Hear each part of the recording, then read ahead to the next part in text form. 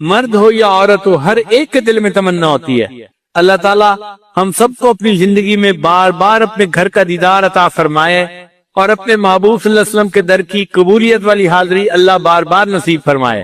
مگر حج پر جانے سے پہلے انسان اپنے گناہوں سے سچی توبہ کر کے اپنے دل کو ماں سوا سے خالی کر کے سفر کے لیے نکلے۔ یہ حسرت رہ گئی، پہلے سے حج کرنا نہ سیکھا تھا، کفن بردوش جا پہنچے مگر مرنا نہ سیکھا تھا۔ یہ دیوانے اگر پہلے سے کچھ ہوشیار ہو جاتے، حرم نے بن کے محرم صاحب اسرار ہو جاتے، حرم میں احرام باندھ کے صاحب اسرار بن جاتے اگر یہ سب گناہوں سے توبہ کر لیتے۔ نبی اسلام جب حج پر تشریف لے گئے، بیان آپ عالم انفارمیشن، تو اللہ کے حبیب صلی اللہ علیہ وسلم نے فرمایا میں دیکھ رہا ہوں اس جگہ سے حضرت موسیٰ علیہ السلام تکبیر پڑھتے ہوئے حج کے لیے جا رہے ہیں۔ راستے میں جہاں جہاں سے جو انبیاء گزرے تھے، اللہ نے اپنے محبوب صلی اللہ علیہ وسلم کو وہ جھلک دکھا دی، وہ منظر دکھا دیا۔ آج ویڈیو دیکھتے ہیں نا آپ کہ جی یہ ویڈیو ہے فلاں موقع کی، اللہ نے وہ ویڈیو سنبھال کے رکھی ہوئی تھی، اپنے محبوب کو دکھا دی کہ دیکھو یہ میرے چاہنے والے موسیٰ علیہ السلام یوں لبیک اللہم لبیک کہتے ہوئے میرے گھر کی طرف جا رہے ہیں، اور یہ دیکھو عیسیٰ علیہ السلام جا رہے ہیں، یہ دیکھو ابراہیم علیہ السلام جا رہے ہیں، یہ دیکھو آدم علیہ السلام جا رہے ہیں۔ تو نبی علیہ السلام نے فرمایا کہ میں نے مختلف انبیاء کو حج پہ جاتے ہوئے تلبیہ پڑھتے ہوئے اپنی آنکھوں سے دیکھا، اللہ نے آنکھوں سے کشفن دکھا دیا۔ اس کے لیے دعائیں مانگیں، اور جب کسی حاجی کو رخصت کرنے کا موقع آئے تو خوب اس کو دیکھیں، آنسو بہائے کہ یہ خوش نصیب ہے جو حج کے سفر کے لیے جا رہا ہے۔ میں حج تو نہیں کر پایا مگر جب یہ واپس آئے گا تو میں حاجی کو آ کر دیکھوں گا۔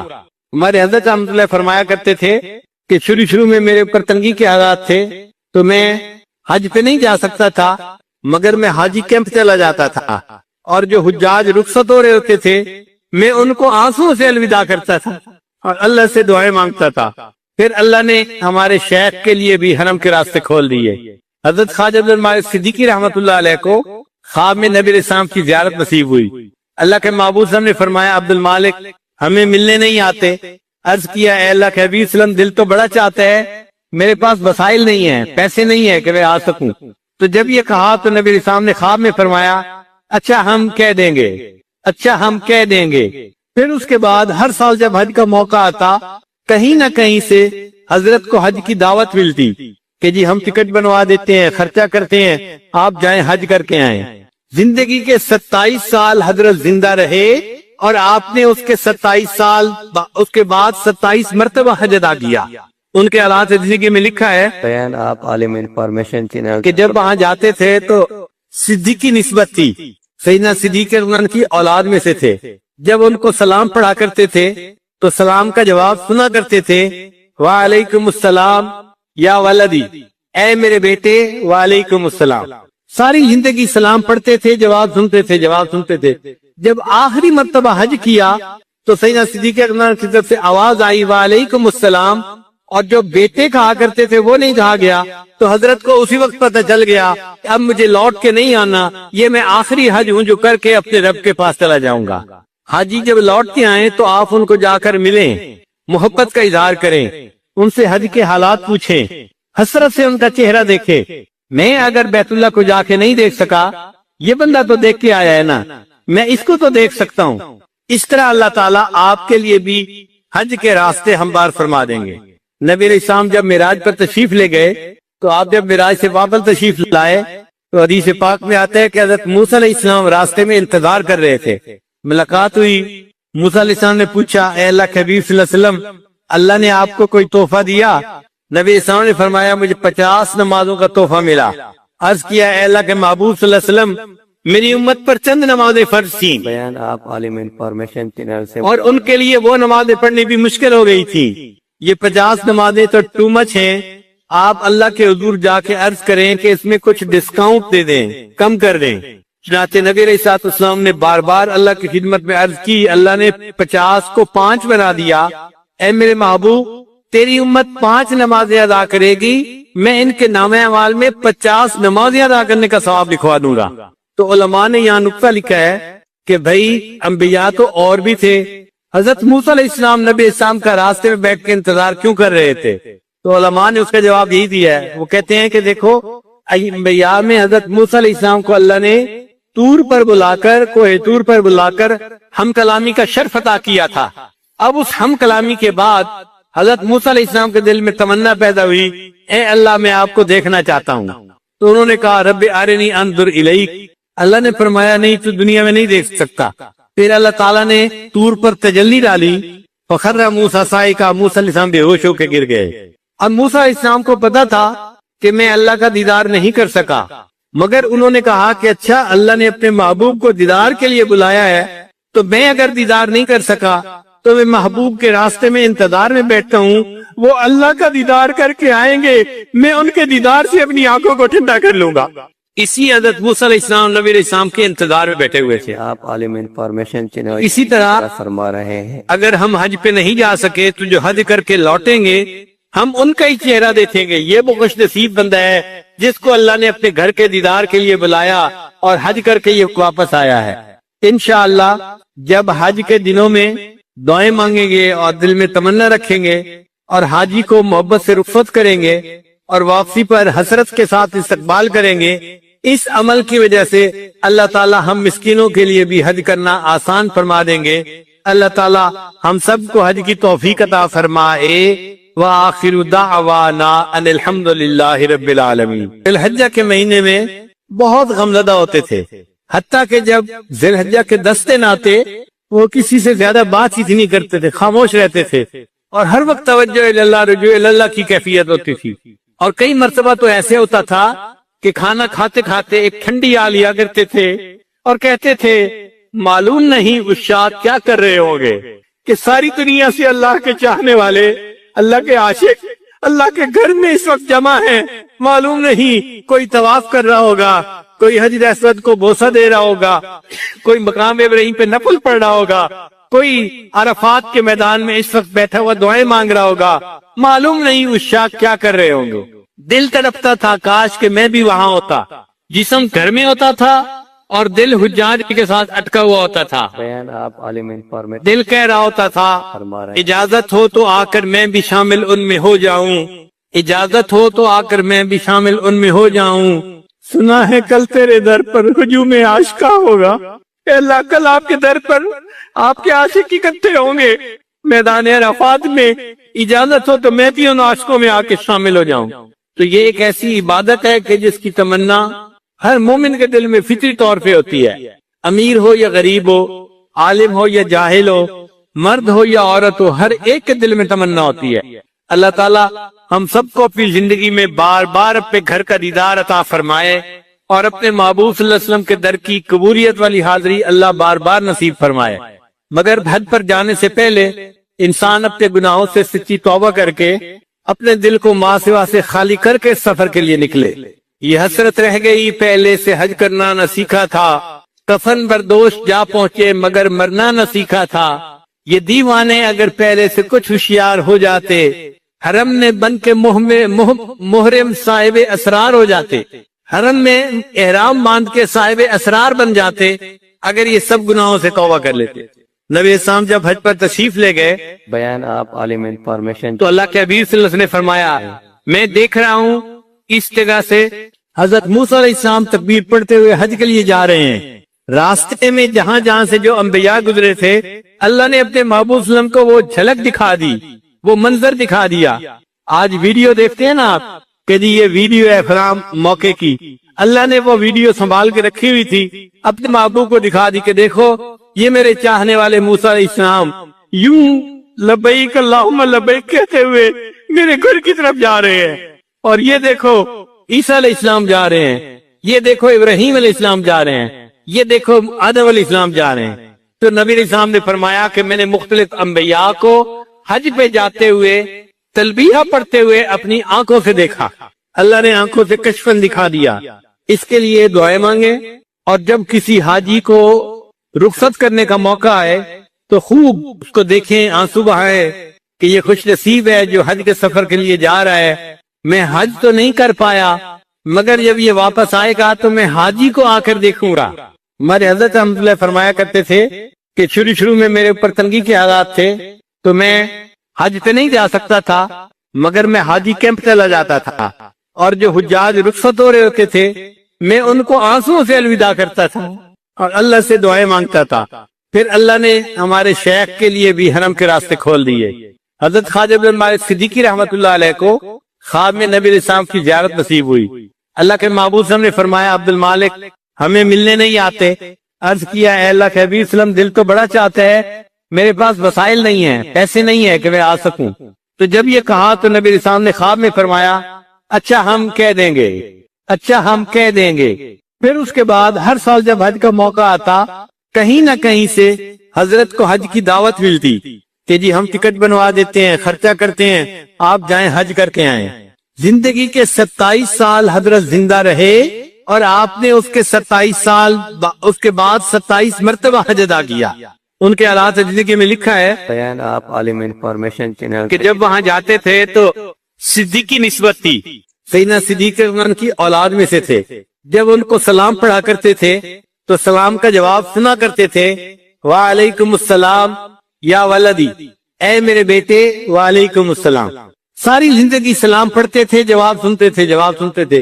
جب آخری مرتبہ حج کیا تو سیدنا صدیق اکبر کی طرف سے آواز آئی وعلیکم السلام، اور جو بیٹے کہا کرتے تھے وہ نہیں کہا گیا تو حضرت کو اسی وقت پتہ چل گیا اب مجھے لوٹ کے نہیں آنا، یہ میں آخری حج ہوں جو کر کے اپنے رب کے پاس چلا جاؤں گا۔ حاجی جب لوٹ کے آئیں تو آپ ان کو جا کر ملیں، محبت کا اظہار کریں، ان سے حج کے حالات پوچھیں، حسرت سے ان کا چہرہ دیکھیں۔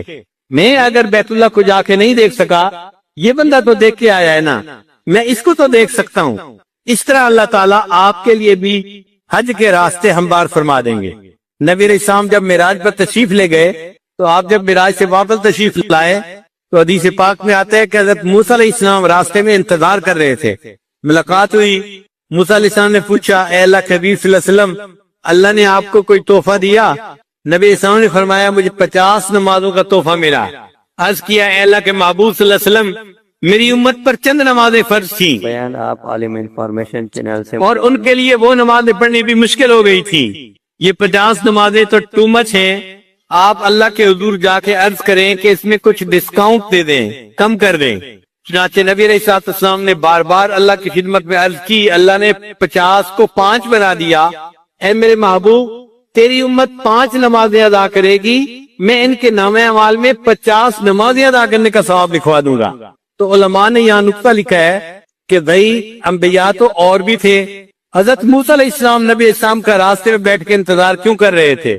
تو علماء نے اس کا جواب یہی دیا ہے، وہ کہتے ہیں کہ دیکھو انبیاء میں حضرت موسیٰ علیہ السلام کو اللہ نے طور پر بلا کر، کوہ طور پر بلا کر ہم کلامی کا شرف عطا کیا تھا۔ اب اس ہم کلامی کے بعد حضرت موسیٰ علیہ السلام کے دل میں تمنا پیدا ہوئی اے اللہ میں آپ کو دیکھنا چاہتا ہوں۔ تو انہوں نے کہا رب ارنی انظر الیک، اللہ نے فرمایا نہیں تو دنیا میں نہیں دیکھ سکتا۔ پھر اللہ تعالیٰ نے طور پر تجلی ڈالی، فخر موسیٰ صاعقہ، موسیٰ علیہ السلام بے ہوش ہو کے گر گئے۔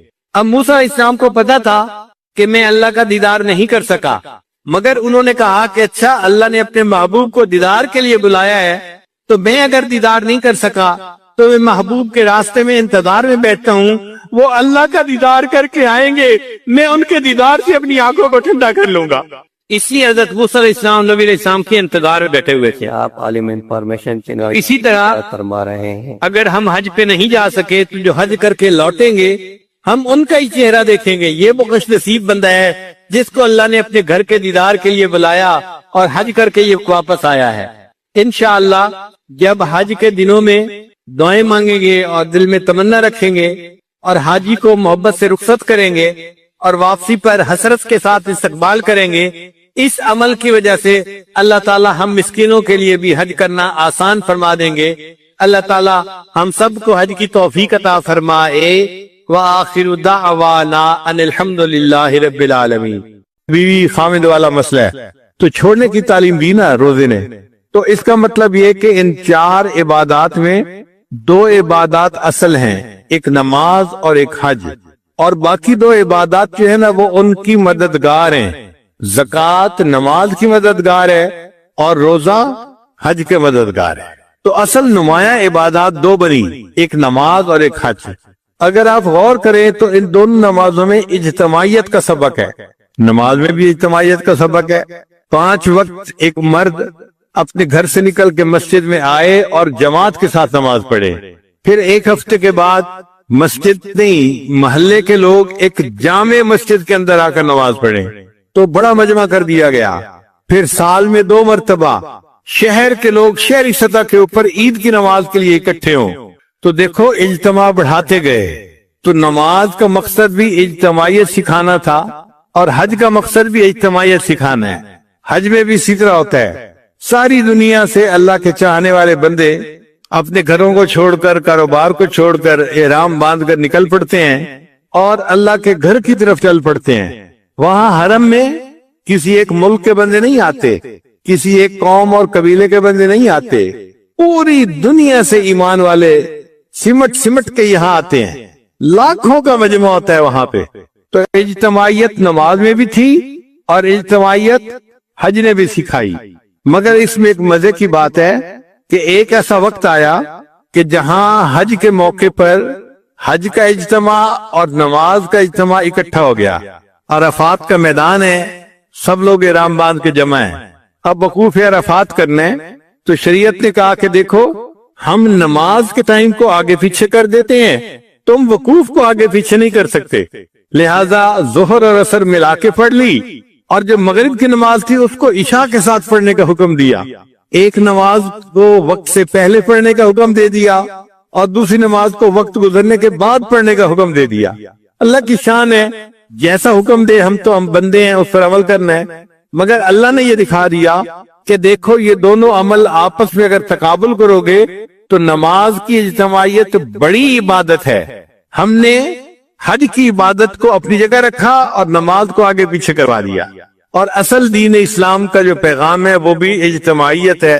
وَاعْتَصِمُوا بِحَبْلِ اللَّهِ جَمِيعًا وَلَا تَفَرَّقُوا. اللہ کی رسی کو مضبوطی سے پکڑ لو اور الگ الگ نہ ہو جاؤ. جہاں انسان الگ الگ ہوتا ہے فَتَفْشَلُوا وَتَذْهَبَ رِيحُكُمْ، تم الگ الگ ہو جاؤ گے تو تمہاری ہوا اکھڑ جائے گی، کمزور ہو جاؤ گے. تو ہمیں چاہیے کہ بحیثیت ایک امت کے ہم ایک بن کر زندگی گزاریں. یہ جو بڑوں نے کہا ہے نا، ایک بن کر زندگی گزارنا اور نیک بن کر زندگی گزارنا، یہ بڑی گہری بات کی گئی ہے. تو اب عبادات 4 تھیں جن میں ایک اعلی عبادت نماز نکلی اور زکوٰۃ اس کے لیے معاون نکلی. دوسری اعلی عبادت حج نکلی اور روزہ اس کے لیے معاون نکلا. اب یہ 2 عبادات اصل عبادات ہیں. ایک اور نقطہ بھی سمجھنے والا ہے کہ نماز کے اندر اللہ کی شان کبریائی کا اظہار ہے. اللہ تعالیٰ بڑے ہیں، اس لیے نماز میں اللہ اکبر اللہ اکبر اللہ اکبر اللہ اکبر. حدیث مبارکہ میں آتا ہے کہ مومن جب مسجد میں داخل ہو تو اس کے دل کے اوپر اللہ تعالیٰ کی جلالت شان کا اثر ہونا چاہیے. حضرت علی عنہ مسجد میں داخل ہوتے تھے، رنگ پیلا ہو جاتا تھا. کسی نے کہا حضرت بڑی بڑی جنگوں کے موقع پہ آپ نہیں گھبراتے اور مسجد میں جاتے ہوئے آپ پہ گھبراہٹ ہوتی ہے. وہ فرمانے لگے تجھے پتہ ہے میں کس شہنشاہ کے دربار میں داخل ہو رہا ہوتا ہوں. تو مومن یہ سمجھے کہ میں اس شہنشاہ حقیقی کے دربار میں داخل ہو رہا ہوں، لہذا مسجد میں داخل ہوتے ہوئے اس کے اندر عاجزی ہو اور اللہ تعالیٰ کی کبریائی کا اس کے اوپر ایک غلبہ ہونا چاہیے. اس لیے نماز کو خشوع خضوع سے پڑھنا، اس کے ارکان کو تعدیل کے ساتھ ادا کرنا یہ ضروری ہے. تو ایک ہے اللہ تعالیٰ کی شان کبریائی کا اظہار، وہ نماز میں ہوتا ہے. اور یہ نماز اتنی ضروری کہ فرمایا اگر تم حالت جنگ میں ہو، تم دشمن پہ حملہ کر رہے ہو، دشمن تمہارے اوپر حملہ کر رہا ہے، اس حال میں بھی تم اپنی نماز نہیں چھوڑ سکتے، ادا کرنی پڑے گی. شریعت نے طریقہ بتایا، کچھ لوگ نماز ادا کریں، کچھ لوگ دفاع کریں، پھر دفاع والے نماز ادا کریں اور باقی لوگ نماز ادا کر لیں. تو آپ دیکھو کہ جب کفر کے ساتھ قتال ہو رہا ہے اس وقت بھی اگر نماز کو چھوڑنے کی اجازت نہیں تو پھر اس سے زیادہ اہمیت اور کیا بتائی جا سکتی ہے. اسی طرح حج اللہ تعالیٰ نے فرض فرمائی، جو صاحب نصاب بندہ ہو زندگی میں ایک مرتبہ اس کے اوپر حج کرنا فرض ہے. حج میں اللہ تعالیٰ کی شان دل ربائی کا اظہار ہے. اللہ تعالیٰ کی جو صفات ہیں نا وہ 2 طرح کی ہیں. ایک اللہ تعالیٰ کی جلال کی صفات ہیں اور ایک اللہ تعالیٰ کی جمال کی صفات ہیں. وہ بڑا بھی ہے اور بہت پیارا بھی ہے. تو بڑے ہونے کی وجہ سے اس کے جلال کا ایک انداز ہے اور پیارا ہونے کی وجہ سے اس کے اندر محبوبیت کا بھی اثر ہے. تو اللہ تعالیٰ نے نماز کو اپنے جلال کے اظہار کے لیے بنایا اور اللہ نے حج کو اپنے جمال کے اظہار کے لیے بنایا. حج میں کیا ہوتا ہے؟ ایک محب اپنے محبوب کے گھر کی طرف جا رہا ہوتا ہے، وہ چھوڑ دیتا ہے سب کچھ، چھوڑ دے ساری دنیا کسی کے لیے. حاجی کیا کرتا ہے؟ ساری دنیا، سب کاروبار، سب میٹنگ، سب کام کاج، فیکٹری بند کر کے چھوڑ کے کسی کے حوالے کر کے گھر سے چل پڑتا ہے. اب جب چلتا ہے تو بھائی کہاں جا رہے ہو؟ جی میں محبوب کو ملنے جا رہا ہوں. تو بھائی محبوب کو ملنے کے لیے زبان سے بھی تو اظہار کرو نا. جی میں کہہ رہا ہوں لبیک اللہم لبیک. لبیک کا کیا معنی؟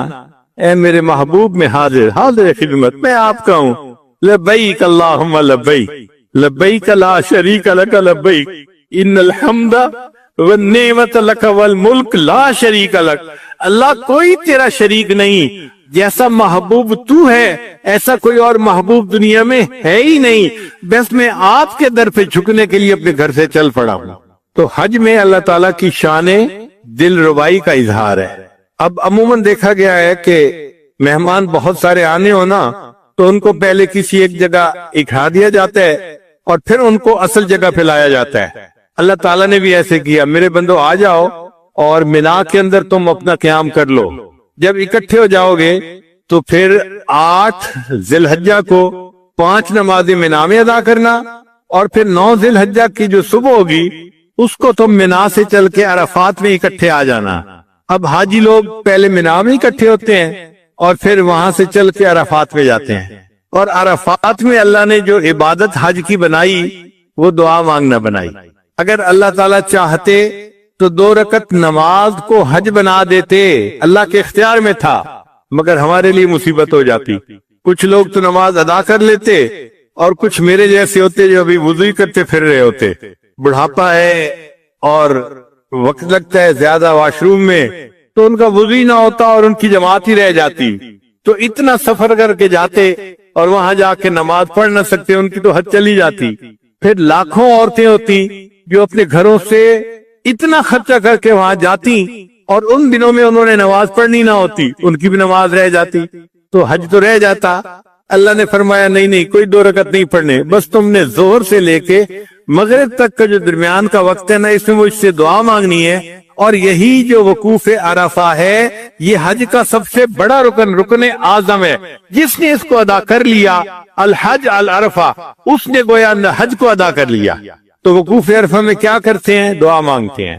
لاکھوں بندے، مختلف قبیلے ہیں، مختلف رنگ ہیں، مختلف زبانیں ہیں، سب ایک جگہ پر اکٹھے ہیں اور اللہ کے سامنے اپنی فریادیں پیش کر رہے ہیں، اللہ سے دعائیں مانگ رہے ہیں، اللہ سے اپنی محبت کا اظہار کر رہے ہیں. اور جیسے محبوب کو اچھا لگتا ہے نا کہ میرا عاشق میرے ساتھ محبت کا اظہار کرے، اللہ کو بھی یہ بات اچھی لگتی ہے. چنانچہ یہ جو ذی الحجہ کے 10 راتیں تھیں ان کو حدیث پاک میں افضل ایام الدنیا، یہ دنیا میں جتنے ایام ہیں ان میں سب سے زیادہ افضل یہ 10 راتیں ہوتی ہیں. اللہ نے ان 10 راتوں کی قرآن مجید میں قسم کھائی ہے، والفجر ولیال عشر، 10 راتوں کی قسم کھائی. یہی 10 راتیں تھی جس میں اللہ کے عشاق ایک جگہ کے اوپر جمع ہو کر اللہ کے سامنے اپنی فریادیں پیش کرتے ہیں. تو حج میں اللہ تعالیٰ کی شان دل ربائی کا اظہار ہے اور نماز میں اللہ تعالیٰ کی شان کبریائی کا اظہار ہے. اور یہ واقعی محبت ہی کا تعلق ہے کہ بندہ اللہ کے گھر میں جاتا ہے اور وہاں جا کے جو مانگتا ہے اللہ اس کو عطا فرماتے ہیں. چنانچہ حدیث پاک میں آتا ہے کہ جس بندے نے حج کر لی رجع کیوم ولدت امہ، وہ اس طرح اپنے گھر واپس لوٹتا ہے جیسے اس دن پاک تھا جب اس کی ماں نے اس کو جنم دیا تھا. پیدا ہونے والے دن جس طرح بچہ پاک ہوتا ہے گناہ سے، یہ حج کرنے کے بعد اس طرح گناہ سے پاک ہو کے واپس آ رہا ہے.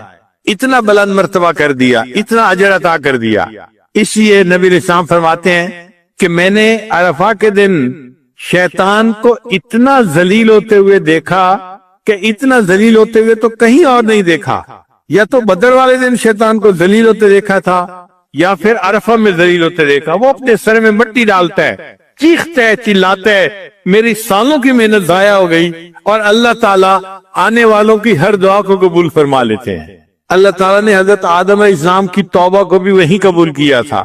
मैदान अराफात में एक छोटी सी पहाड़ी है, उसको जबल रहमत कहते हैं। आदम अलैहिस्सलाम जब वहां पहुंचे थे तो अल्लाह ने उनकी तौबा को कबूल फरमा लिया और ये भी फरमा दिया कि मेरे प्यारे नबी अलैहिस्सलाम आपकी औलाद में से अगर कोई बंदा गुनाह कर बैठेगा और इसी जगह का आकर तौबा करेगा, मैं उसकी भी तौबा को कबूल कर लूंगा। तो वकूफ अरफा की ये नेमत है जो अल्लाह ताला जिसको चाहते हैं अता फरमा देते हैं।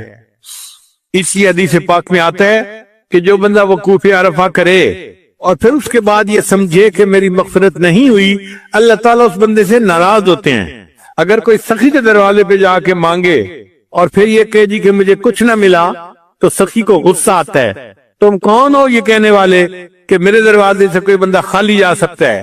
अगर दुनिया का सखी अपने दरवाजे से किसी को खाली नहीं जाने देता, अल्लाह ताला तो अहकमुल हाकिमीन है, वो तो बादशाहों के भी शहनशाह हैं, वो भी अपने दरबार में से किसी को खाली नहीं जाने देते। बंदा दुआएं मांगते हैं, अल्लाह कबूल फरमा लेते हैं। अच्छा, इतना काफी था कि गए और वहां पे दुआ मांग ली, वकूफ अरफा हो गया। फरमाया नहीं, अभी काम मुकम्मल नहीं हुआ, अभी तो तुमने सिर्फ मेरे साथ मोहब्बत का इजहार किया है। एक मेरा दुश्मन भी है, अब उस दुश्मन के साथ तुम बेजारी का इजहार भी करते जाओ।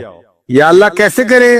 अरफात से वापस मिना में आओ, अब 3 दिन मिना में रहो और 3 जगह पर शैतान के पिलर बने हुए हैं, जाओ और उनको कंकरियां मारो। ये जो कंकरियां मारना है ये शैतान से बेजारी का इजहार है, बरात है। ऐ अल्लाह, हम इस मरदूद दुश्मन को कंकरियां मार रहे हैं और हम आपके साथ मोहब्बत का ऐलान कर रहे हैं। हदीस मुबारका में है कि शैतान को हर कंकरी मारने पर इतना बड़ा गुनाह अल्लाह माफ कर देते हैं, अगर वो माफ न होता इस बंदे के लिए यकीनन जहन्नम में जाने का सबब बन जाता।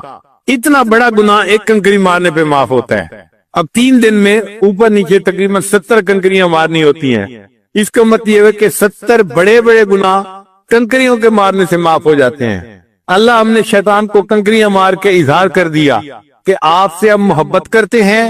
हमने मैदान अराफात में दामन फैला के दुआएं मांग के ये बात पूरी कर दी थी और अब आके हमने आपके दुश्मन से अपनी बेजारी और दुश्मनी का इजहार कर दिया। अल्लाह, ये आपका भी दुश्मन है, हमारा भी दुश्मन है। ए अल्लाह, और क्या करें? फरमाया देखो, एक और भी दुश्मन है, वो है तुम्हारा नफ्स। अब उस नफ्स की ख्वाहिशात पे भी छुरी फेरो। या अल्लाह, इसका तरीका क्या है? मेरे बंदो, एक जानवर कुर्बान करो। तुम जाहिर में जानवर के गले पे छुरी फेर रहे होगे, मगर दिल में ये नियत करना कि हम अपने नफ्स पर छुरी फेर रहे हैं और नफ्स की तमाम ख्वाहिशात को अल्लाह के लिए छोड़ रहे हैं। अब जब कुर्बानी भी कर ली, अल्लाह फरमाते हैं अब तुमने मोहब्बत का कामिल इजहार कर दिया, अब आओ मेरे दीदार के लिए, क्योंकि मैं तुम्हारा दिलरुबा हूं ना, मेरे अंदर शान दिलरुबाई है, महबूबियत है। अब आओ और क्या करो? तवाफ ज़ियारत करो। तवाफ ज़ियारत का मतलब ऐसा तवाफ जिसमें बंदे को अल्लाह ताला की तजल्लियात की ज़ियारत नसीब होती है। आंख वाला तेरे जोबन का तमाशा देखे, दीदे कोर को क्या आए नजर क्या देखे। हम अंधे लोग हैं, बातरी तौर पे हम क्या देखेंगे तजल्लियात को, लेकिन जो अहले दिल होते हैं अल्लाह उनको उस मौके पे अपनी तजल्लियात दिखा देते हैं। तो ये गोया हज जो था ये असल में अल्लाह का दीदार करना था दुनिया में, अल्लाह के चेहरे का दीदार नहीं, अल्लाह की तजल्लियात का दीदार करना था। चुनाचे हज के 2 बड़े रुकन हैं, एक वकूफ अरफा और दूसरा तवाफ ज़ियारत। जिस बंदे ने ये 2 अदा कर लिए उसने गोया हज अदा कर लिया। अब ये वापस आए अपने मुल्क की तरफ, अपने घर की तरफ, तो बख्शा बख्शाया वापस लौट आएगा। तो दीन इस्लाम के 5 पिलर हैं। कलमा का ताल्लुक इंसान के दिलो दिमाग से है, अल्लाह की तौहीद, नबी इस्लाम की रिसालत और शरीयत की हक्कानियत की तस्दीक करना, जबान से कहना और दिल से गवाही देना, ये कलमा है। बाकी 4 पिलर जो हैं वो इबादत हैं। उन 4 में से असल इबादत 2 हैं। एक इबादत है नमाज और ज़कात जो है वो उसके लिए मुआविन इबादत है, क्योंकि ज़कात का असल मकसद है दिल से माल की मोहब्बत को कम करना, दुनिया की मोहब्बत को कम करना। اور دنیا کی محبت کم ہونے سے پھر نماز کے اندر خیالات کم ہو جاتے ہیں، اس لیے زکوٰۃ معاون بنتی ہے نماز کی۔ اور دوسری بڑی عبادت حج تھی، اور حج کے لیے معاون عبادت بنی روزہ۔ روزے میں بھی ہم خواہشات چھوڑ دیتے ہیں، کھانا چھوڑو، پینا چھوڑو، بیوی سے ملنا جلنا چھوڑو، روزہ اس کو کہتے ہیں۔ اور حج میں بھی اللہ نے چھڑوایا، گھر چھوڑو، لباس چھوڑو، بچے چھوڑو، وطن چھوڑو، کام چھوڑو، سب چھوڑ دو، آؤ میرے گھر کی طرف۔ چنانچہ سب چل پڑتے ہیں۔ ایک جگہ میقات آتی ہے، فرمایا یہ جو تم نے پہنے ہوئے تھے کپڑے یہ بھی چھوڑ دو، زیب و زینت بھی چھوڑ دو، اور پابندیاں لگا دی، تم بال نہیں کاٹ سکتے، تم ناخن نہیں کاٹ سکتے، اس لیے کہ تم عاشق ہو، اور عاشق تو ظاہری زیب و زینت کا نہیں مسئلہ ہوتا، وہ تو اللہ کے عشق میں بے حال ہوتا ہے اور پکار رہا ہوتا ہے، میرے محبوب میرے محبوب میرے محبوب۔ اللہ ہم کیسے پکاریں؟ فرمایا تم پکارو لبیک اللہم لبیک لبیک لا شریک لک لبیک ان الحمد والنعمت لک والملک لا شریک لک۔ تو مومن لبیک کہتا کہتا اللہ کے گھر کی طرف جاتا ہے اور حج کر کے پھر گھر کو واپس آتا ہے۔ اب جب یہ حج کرنے کے لیے نکلا تھا تو شریعت نے حاجی کو حکم دیا کہ تم حج کرنے جا رہے ہو، رشتہ داروں کے گھر جاؤ، دوستوں کے گھر جاؤ اور ان سے اپنی غلطیوں کی معافی مانگو، سب کو منا کے جاؤ۔